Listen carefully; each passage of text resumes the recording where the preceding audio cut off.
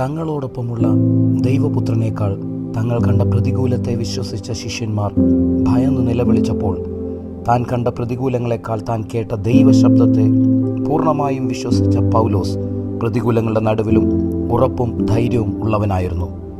ശിഷ്യന്മാരെ ഭയപ്പെടുത്തിയ കാറ്റിനെയും തിരമാലകളെയും ശാന്തമാക്കിയവനും സാഹചര്യങ്ങളെ കണ്ടു ഭയപ്പെടാതെ സാഹചര്യങ്ങൾക്ക് അതീതനായ യേശുവിൻ്റെ വാക്കുകളെ വിശ്വസിച്ച പൗലോസിനെ ശക്തീകരിക്കുകയും ചെയ്ത നല്ല കർത്താവായ ദൈവം ഇന്നും നമ്മെ ഭയപ്പെടുത്തുന്ന സകല സാഹചര്യങ്ങളെയും ശാന്തമാക്കുവാനും പ്രതികൂലങ്ങളിൽ തുണയും ബലഹീനതകളിൽ ബലവും നൽകി നമ്മെ നടത്തുവാൻ ശക്തിയും അധികാരവുമുള്ള നല്ല ദൈവമാകുന്നു.